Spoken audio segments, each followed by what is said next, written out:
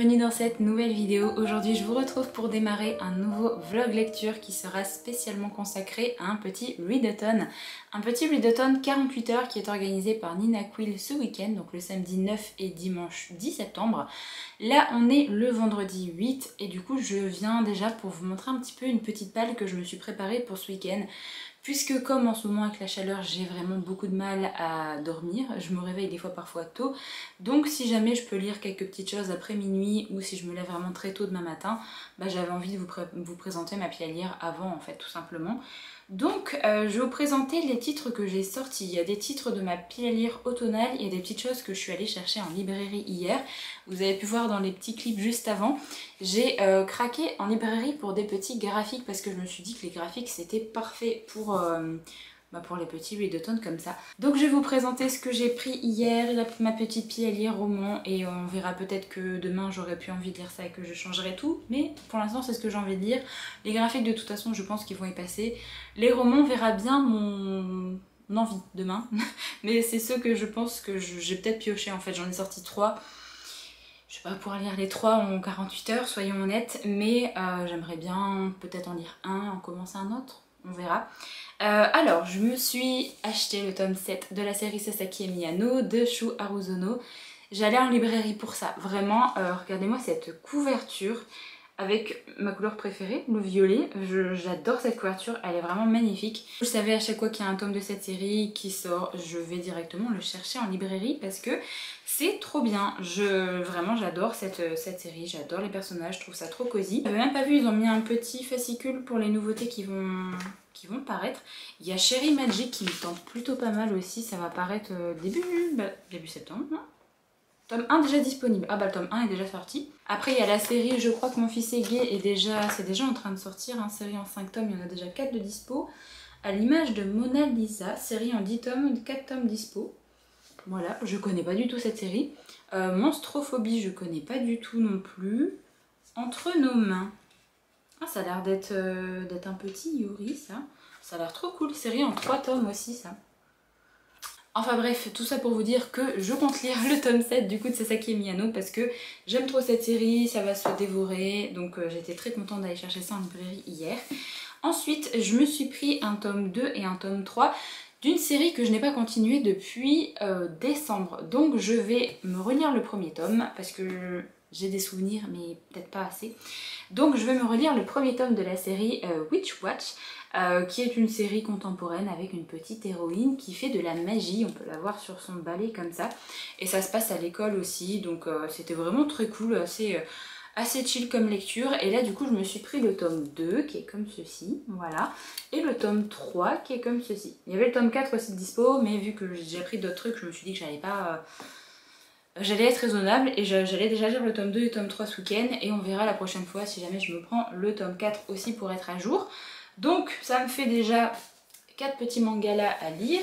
Après je me suis dit que on était quand même en automne au niveau de ce que moi je pense des saisons. Du coup j'avais très envie de lire des trucs un peu automnal creepy. Et là je me suis acheté un nouveau roman qui a l'air assez angoissant. Il est marqué en thriller il me semble.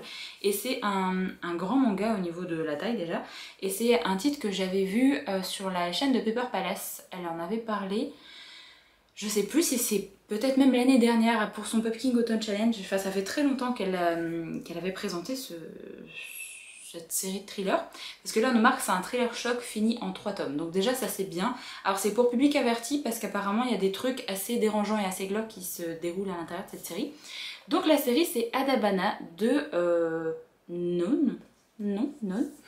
Je suis désolée, je sais pas comment on prononce ça, qui est sorti chez Kana, Big Kana même, parce que c'est vraiment un grand manga quand vous regardez la comparaison entre les deux. Et voilà, j'ai très hâte, c'est une série qui est terminée en 3 tomes, je ne sais pas de quoi ça parle, mais je vais lire ça et je vous ferai un petit résumé plus tard. Au niveau des graphismes, j'aime plutôt bien, c'est très sombre, mais en même temps pour ce genre d'atmosphère, ça peut être très cool. Donc je vais me lire ça et je vais aussi lire le seul graphique que j'avais mis dans ma pile à lire automnale d'ailleurs, que j'avais gardé vraiment pour l'automne, c'est les chefs-d'œuvre de Junji Ito, le volume 2, qui est, bon la couverture, voilà, elle est assez dérangeante, mais j'avais vraiment beaucoup aimé le premier tome, et comme je vous l'avais dit, dans ce volume 2, en fait, c'est également un petit recueil de nouvelles, on a plusieurs histoires différentes, donc j'ai très envie de lire ça également ce week-end. Donc ça me fait déjà une grosse pile à lire de graphiques, là, pour ce week-end, et j'ai vraiment trop hâte de lire ça. Parce que voilà, ça fait longtemps que j'ai pas lu autant de graphiques en si peu de jours, donc je pense que je vais m'éclater sur ça. Et après je me suis dit que j'allais sortir du coup des petits romans qui, je pense, vont se lire assez vite. Alors j'ai sorti une petite romance que j'avais mis dans ma pile à lire automnale, tout simplement parce que j'aimerais bien lire cette histoire-là avant la sortie du nouveau roman de la même autrice. Donc c'est Nos âmes tourmentées de Morgane Moncomble, qui est un petit format poche que j'ai comme ça. Je l'avais mis dans ma pile à lire automnale parce que les couleurs font automnal. Mais je crois que ça se passe en été, donc vu qu'il fait encore 33 degrés là aujourd'hui chez moi, ce week-end il va faire 31, donc ça peut être parfait aussi à lire. Je vous en reparlerai si jamais je le lis ce week-end, mais j'ai vraiment très hâte. Et j'aimerais bien le lire avant la sortie de Un automne pour te pardonner, je crois, qui va sortir fin septembre, parce que celui-là me tente beaucoup et je pense que je vais aller le chercher à sa sortie parce que j'ai bien envie de découvrir cette nouvelle série de l'autrice. Alors après j'ai sorti 2 romans en anglais qui parlent de sorcières parce que on est quand même en automne et que j'ai envie d'avancer dans la pile à lire automnale. Et les 2 me tentent, voilà. Donc le premier c'est The Ex-Hex de Erin Sterling. Comme je vous l'avais dit dans la pile à lire automnale, il va sortir en plus en français. Je sais plus si c'est en octobre ou en novembre, je ne sais plus, mais ça sort très bientôt. Et c'est un roman qui fait moins de 300 pages, ça a l'air d'être assez drôle, avec une petite malédiction, avec un ex qui revient dans les parages. Ça a l'air drôle, vraiment ça a l'air drôle, donc je me suis dit pourquoi pas celui-là. Et alors celui-là pareil, ça parle de sorcières et il y a une petite romance saphique à l'intérieur, donc voilà. C'est Sweet and Bitter Magic de Adrienne Touli avec cette magnifique couverture que j'adore, vraiment l'objectif est magnifique. Donc pareil, je sais plus de quoi ça parle, mais ça nous parle de 2 sorcières. On va suivre Tamsin qui est l'une des sorcières les plus puissantes de sa génération.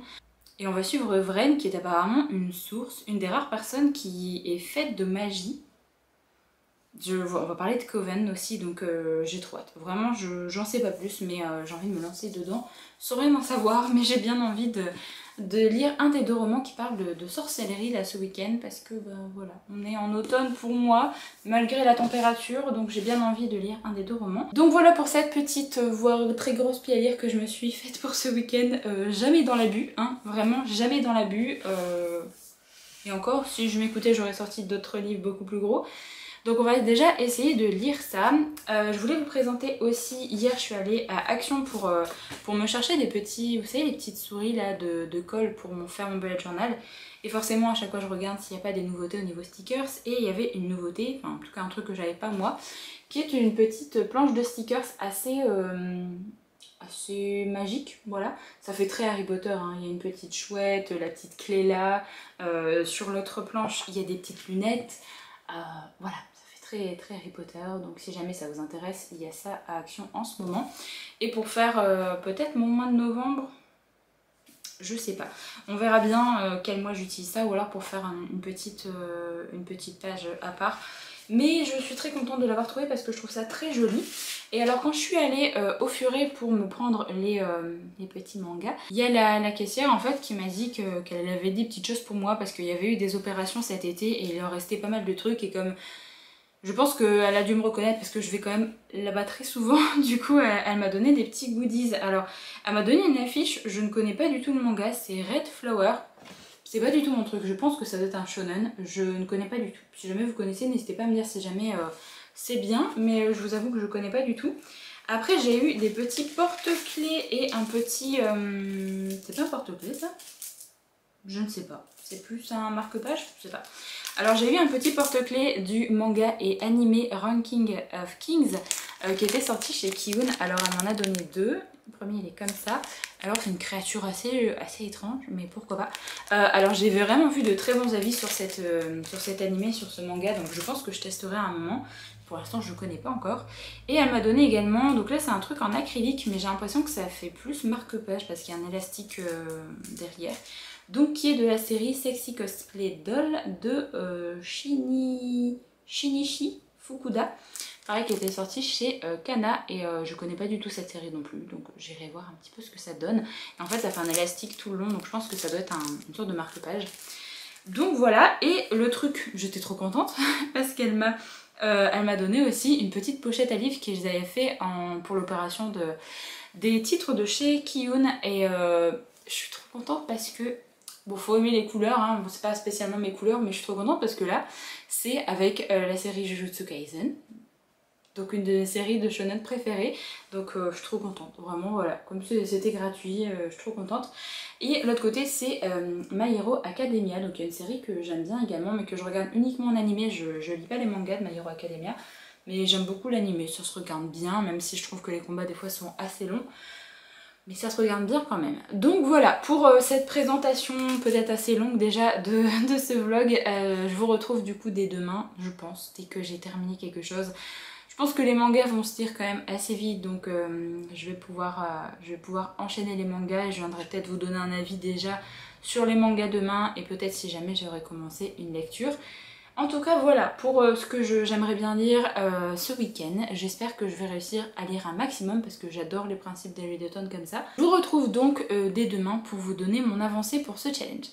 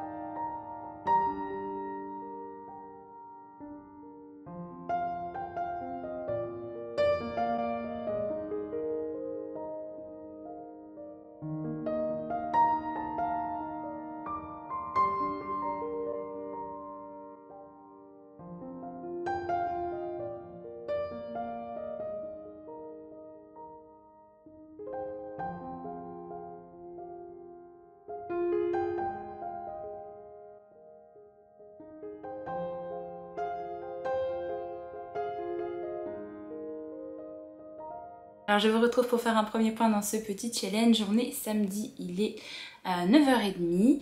J'ai déjà lu des petites choses parce que je suis debout, je suis réveillée depuis pas mal de temps à cause de cette chaleur qui m'empêche de dormir. Donc j'ai déjà lu 2 petits mangas et j'ai commencé du coup un roman. J'ai lu le tome 7 de Sasaki et Miyano, c'était beaucoup trop bien, beaucoup trop cute. J'adore la relation entre les deux, je trouve ça vraiment trop mignon, j'adore les dessins, j'adore les couvertures, c'est vraiment un petit moment cosy, doudou. Si jamais vous cherchez des petites sagas de mangas sans scène spicy ou autre, vous pouvez foncer là-dessus parce que C'est trop bien, j'aime beaucoup trop, voilà. Donc je suis très contente de l'avoir lu et en plus de ça, là on a l'un des deux personnages qui ne sera plus au lycée et je me demande comment ça va se passer en fait dans la suite des mangas. Et j'aimerais trop aussi que Akata nous sorte la petite série spin-off sur 2 autres personnages parce que il y a déjà 3 ou 4 tomes de disponibles au Japon il me semble et j'ai trop envie de la voir parce que c'est des personnages je sens que je vais adorer aussi parce que je les trouve déjà assez mignons ensemble. Là on a quelques petits épisodes bonus à chaque fois dans la fin des mangas et j'ai trop envie de lire ce qui va se passer avec eux. Donc vraiment petite série de mangas qui se passe à l'école avec une petite romance, c'est vraiment doux, très cute, c'est très slow burn. Voilà, si vous aimez ce genre de thématique, n'hésitez pas parce que c'est clairement ce qu'on retrouve là-dedans. En plus avec des couvertures toujours magnifiques, hein, voilà.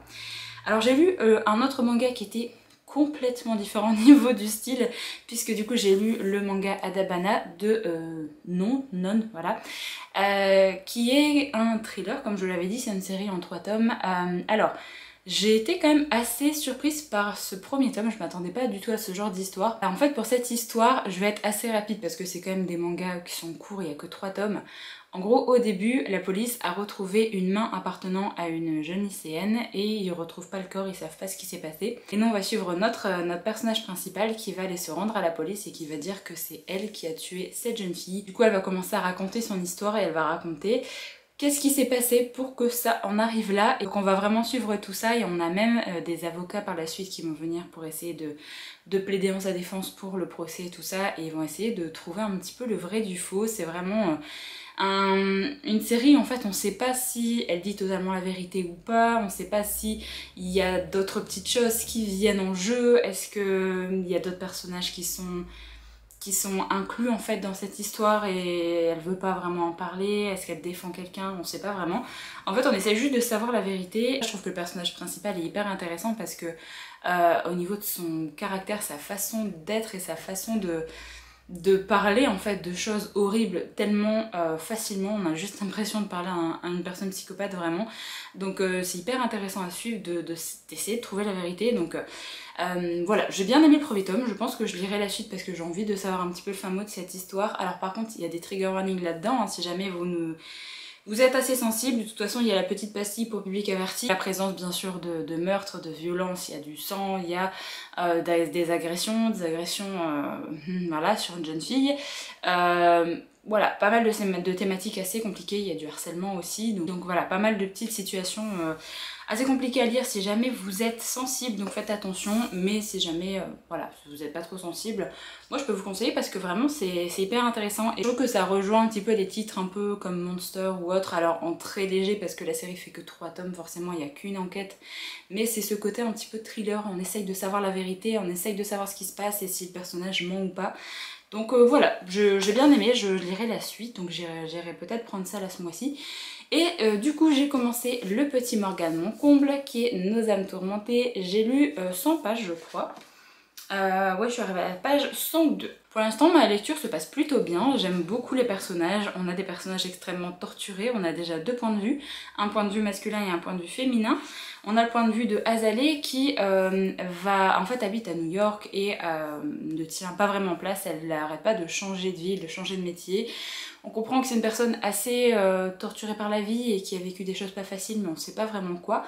Et là en fait sa mère est morte il y a quelques mois de ça et elle va devoir repartir dans sa ville natale qui est Charleston pour aller récupérer la maison qui lui a été léguée, donc la maison de sa mère. Donc elle tout ce qu'elle souhaite c'est de retourner dans sa ville natale et de mettre en vente cette maison parce qu'elle ne veut strictement rien avoir à faire avec cet endroit qui apparemment lui rappelle de mauvais souvenirs. Donc on essaie de savoir un petit peu ce qui s'est passé dans son passé. Et le deuxième point de vue c'est le point de vue de Eden qui va être le voisin en fait d'Azalée qui habite en fait la maison d'à côté. Alors, on sait pas trop de trucs sur lui, on sait également que ça a l'air d'être une personne assez torturée. J'ai l'impression qu'il a à peu près le même âge qu'Azalée et de ce que j'ai compris, il est en procès, enfin il doit payer un avocat. Et c'est un peu la misère pour lui pour payer ça, donc il est en galère d'argent. et on sait pas vraiment pourquoi en fait il doit payer un avocat, qu'est-ce qui s'est passé, donc voilà. Là au début de cette histoire, on va avoir Azalea qui va retourner à Charleston, qui va retourner dans la maison de sa mère, et bien sûr elle va faire la rencontre de son voisin avec une situation assez étrange et pas où Azalea va pas forcément être très à l'aise pour rencontrer son voisin, et elle va revoir notamment des personnes de son passé, notamment son ancien copain, son ancien meilleur ami. Ça va pas forcément très bien se passer. On comprend également que les gens de la ville de Charleston ne l'apprécient pas vraiment par rapport à ce qu'elle a pu faire dans son passé et lui ont donné un nom vraiment horrible, enfin un surnom horrible, donc voilà, je pense qu'elle est pas très contente de revenir à Charleston également pour ça. Donc voilà, je sais qu'il y a des thématiques assez importantes qui sont amenées dedans. Là déjà il y a une thématique qui a été abordée, mais je vous laisse découvrir quoi. Par contre, si jamais vous êtes intéressé avant de commencer ce roman, parce que pareil, il y a beaucoup de trigger warning, j'ai l'impression, il y a des petits avertissements avec notamment des numéros à appeler si jamais vous êtes dans ces situations. Donc voilà, au niveau des trigger warnings, il y en a quand même pas mal. Pour l'instant, vu de l'histoire, je dirais qu'il y en a déjà 2 que j'ai pu comprendre. Donc beaucoup de trigger warnings quand même pour ce roman, et l'autrice dit que c'est un roman qu'elle a eu du mal à écrire quand même, et que c'était pas forcément une histoire très très joyeuse. Donc bon, j'ai hâte quand même de voir l'avancée de l'histoire et de voir comment ça va se passer entre nos 2 personnages, parce que je trouve l'alchimie entre les 2 personnages vraiment hyper cool. Ils se lancent des pics, c'est très tendu entre les deux, mais j'aime vraiment beaucoup, donc j'aime plutôt bien le caractère des 2 personnages, j'aime bien les 2 points de vue, donc ça c'est chouette aussi. Et ça se dévore, hein, vraiment, je trouve que l'écriture de Morgane Moncomble est hyper fluide, et je trouve qu'avec ce roman, il y a un petit peu des similitudes avec des romans de Brittany Setcheri, parce que je sais pas, il y a ce côté un peu personnage torturé comme ça, je sais pas, j'ai juste l'impression de lire un Brittany Setcheri, donc je suis trop contente parce que moi c'est une autrice que j'adore, et c'est vrai que Morgane Moncomble, j'avais très envie de continuer à la découvrir, donc là je suis très contente d'apprécier ce que je lis pour l'instant. Donc je vais continuer à lire ça aujourd'hui. J'ai commencé à lire le Junji Ito aussi, j'ai lu la première nouvelle, donc je vais continuer à lire ça aujourd'hui aussi. Je pense que je vais peut-être terminer directement le manga, et du coup je vais continuer ça, et j'espère bien l'avancer là aujourd'hui. Donc je sais pas si je commencerai un des autres romans aussi, ou alors si je me concentrerai sur la petite série Witch Watch là pour essayer de la relire aussi. Je sais pas encore. De toute façon, je pense que je vais avancer dans celui-là, je vais terminer le Junji Ito, et après on verra selon la journée. Si jamais je suis pas trop amorphe avec cette chaleur, et bien j'essaierai d'avancer dans d'autres lectures.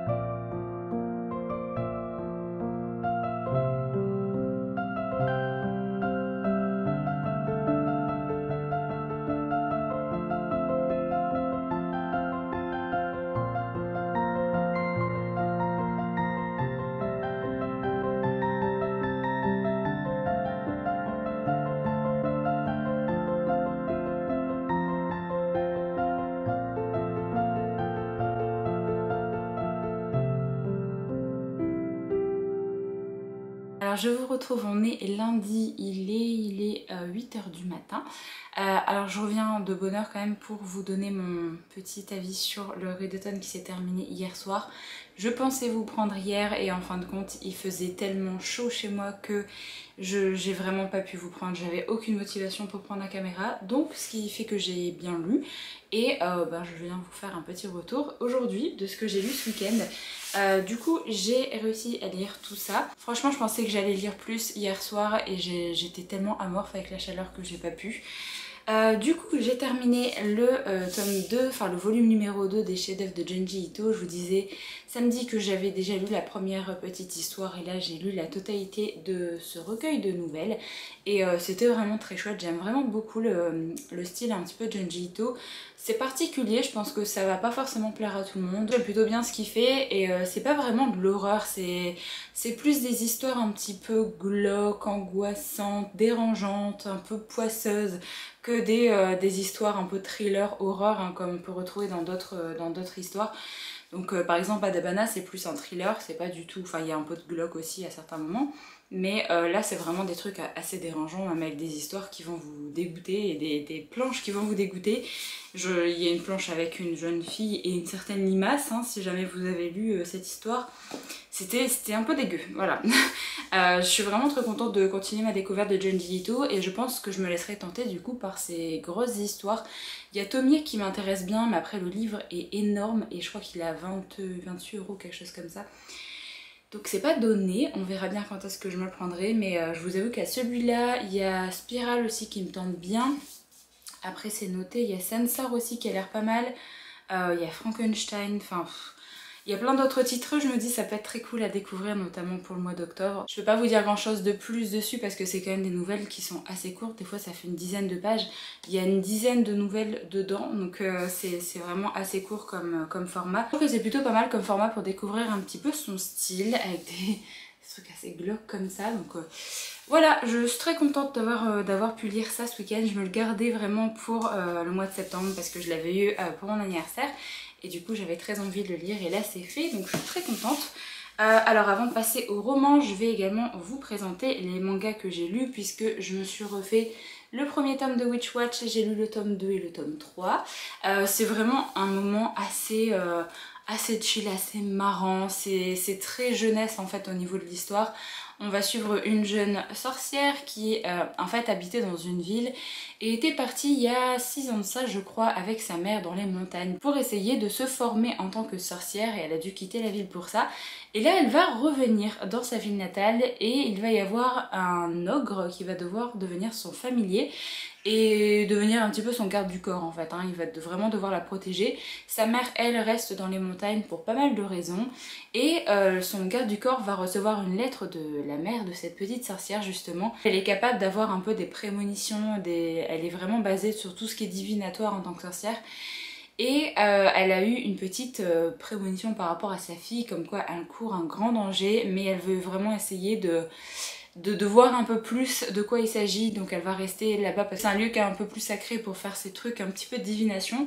Donc elle demande à l'ogre, qui est le mage en fait, hein, que sa fille de devenir un peu son garde du corps, d'aller avec elle à l'école et vraiment de surveiller sa fille en attendant que sa mère revienne. On va suivre cette histoire et on va suivre toutes les bêtises qu'elle va faire parce que même si elle s'est formée en tant que sorcière, il y a vraiment pas mal de trucs qu'elle ne maîtrise pas encore. Au fur et à mesure on apprend quand même qu'elle est capable de faire beaucoup de choses et que c'est pas forcément le cas de toutes les sorcières. Donc voilà, il y a une plus grande menace qui va peser un petit peu sur cette histoire, mais sinon c'est beaucoup de choses assez marrantes, des petites situations assez comiques. Il y a une petite romance oui et non, on va dire que elle a un crush sur quelqu'un mais que cette personne, bon, la calcule pas trop pour l'instant. Donc ça se lit vraiment bien, c'est avec une petite sorcière, donc je trouve ça assez chouette de lire ça en automne aussi. Donc voilà, je suis très contente d'avoir relu le premier tome et lu le tome 2 et 3. J'essaierai de me prendre la suite peut-être pour cet automne parce qu'il y a le tome 5 aussi qui est déjà sorti. J'ai vu la dernière fois le tome 4 et quand j'ai regardé dans mon application, j'ai vu que le tome 5 venait de sortir aussi, donc comme quoi j'ai encore du retard, j'ai 2 tomes de retard pour cette série. Et ensuite du coup j'ai terminé la petite romance contemporaine de Morgane Moncomble qui était Nos âmes tourmentées. Franchement, j'ai beaucoup aimé son style. Déjà j'ai beaucoup aimé le style d'écriture, j'ai été hyper émue par rapport à cette histoire, par rapport à la fin. J'ai lâché ma petite larme quand même à la fin.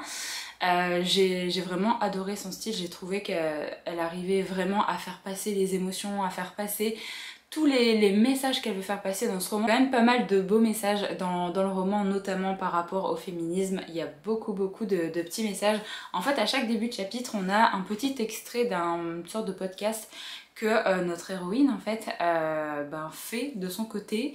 Elle dit à personne en fait qu'elle fait ce podcast, elle fait ça vraiment sans donner son nom non plus, c'est vraiment dans l'anonymat et elle donne vraiment des conseils également aux femmes. N'hésite pas également de reposer des bases et de dire en fait que les choses qui ne vont pas et d'avoir vraiment de beaux messages féministes. J'ai déjà trouvé ça assez cool. Je vous disais la dernière fois le petit pitch de départ, je veux pas forcément dire grand chose de plus parce qu'il faut vraiment apprendre à connaître les personnages. En soi, c'est vraiment des personnages torturés et ça, on va être basé sur leur histoire, sur ce qui leur est arrivé, sur comment est-ce qu'ils vont réussir pas vraiment à se guérir, mais à s'entraider, on va dire, dans la vie. Vraiment de beaux moments et vraiment des scènes assez compliquées à lire. C'est vraiment un roman où si jamais mentalement ça va pas, je vous conseille pas forcément de le lire parce qu'il y a vraiment beaucoup de trigger warning. Si jamais vous les voulez, n'hésitez pas à venir m'en parler sur Instagram, je vous dirai un petit peu de quoi ça parle pour vous donner un peu les trigger warnings parce qu'il y en a quand même pas mal dans ce roman. Mais si ça va pas mentalement, je vous conseillerais pas d'aller là-dessus. C'est vraiment un roman où vous allez vous sentir bien en le lisant, surtout avec ce qui se passe dans la dernière partie, je dirais. Donc il y a vraiment des beaux moments. J'ai vraiment adoré la relation entre Eden et entre Azalée, mais il y a des moments assez durs à lire quand même. Je suis vraiment très contente d'avoir continué ma découverte de Morgane Moncombe parce que vraiment sa plume là je l'ai adorée et j'ai vraiment l'impression que sa plume a énormément changé parce que moi les seuls titres que j'ai lus d'elle c'était Viens on s'aime et là j'ai trouvé que j'ai encore plus aimé sa plume, mais j'ai plus aimé la façon dont elle a amené les émotions des personnages. Je trouve que ça se dévore. Je vous l'ai dit, je trouvais que ça me faisait penser à Brittany Setcheri et vraiment je trouve qu'il y a une petite vibe comme ça. J'aime beaucoup sa plume, donc je vais clairement me prendre le prochain roman qui va sortir là au mois de septembre, qui est Un automne pour te pardonner. Mais si jamais vous avez lu d'autres romans d'elle, il y en a beaucoup qui sont sortis en poche en plus, donc peut-être que je me laisserai tenter par un autre. N'hésitez pas à me dire quel est votre roman préféré. Ça, la prochaine fois, peut-être que j'essaierai de m'en prendre un autre à la librairie. J'ai son roman En équilibre qui était plus un roman young adulte également dans ma pile à lire, celui-là je l'ai, mais c'est tout. J'ai uniquement lu Viens on s'aime, celui-là, et j'ai En équilibre dans ma palle, sinon j'ai rien lu d'autre d'elle. Donc si jamais vous avez un roman que vous avez adoré, n'hésitez pas à me dire ça dans les commentaires parce que vraiment je suis très curieuse de continuer à découvrir un petit peu sa plume. Mais cette histoire vraiment, elle était vraiment très très cool. J'ai beaucoup aimé la relation entre les personnages, j'ai beaucoup aimé la relation que Eden va avoir avec un autre personnage également. On apprend plus de choses sur lui également, on sait pourquoi il a besoin d'un avocat, on a vraiment beaucoup plus d'infos sur ça. Et voilà, c'était vraiment très très bien par rapport à ça. J'ai trouvé que l'histoire était bien amenée. Il y a pas mal de moments où on a juste envie de baffer certaines personnes, mais vraiment on a envie de les secouer, de leur dire mais vous voyez pas le mal que vous faites autour de vous. C'est assez fou à quel point elle a réussi quand même à me mettre en run sur certains personnages. En soi c'est plutôt une bonne chose. Je dirais juste qu'il y a des personnages secondaires, j'ai pas trop réussi à m'attacher à eux. On voit son ancien copain, on voit son ancien meilleur ami également. On a pas mal de personnages secondaires qui vont graviter autour de Eden et de Azalée et je n'ai pas trop réussi à m'attacher à eux. Si vraiment il y a un truc que j'ai à dire, c'est ça, c'est que je trouve qu'ils auraient pu peut-être être un peu plus présents à certains moments, mais en même temps j'ai tellement aimé les moments avec Eden et Azalée, j'ai tellement aimé leur relation que j'aurais pas voulu avoir moins de moments d'eux pour avoir plus de moments avec les personnages secondaires. Donc je trouve que la relation entre les deux personnages principaux c'est vraiment le plus important avec tous les messages qui sont amenés au fur et à mesure du roman. Donc voilà pour ma lecture de celui-là, je suis vraiment très contente de l'avoir terminé là ce week-end. C'était quand même une grosse brigade, ça fait quasiment 550 pages, donc je suis très contente de l'avoir lu. Et le seul roman que j'ai démarré parmi les deux titres en VO que vous présentez la dernière fois, c'est The Ex-Hex de Erin Sterling. J'en suis page 26, 27. Voilà, j'ai lu ça hier, je pensais vraiment pouvoir lire plus hier soir, mais comme je vous l'ai dit avec la chaleur, j'étais complètement KO.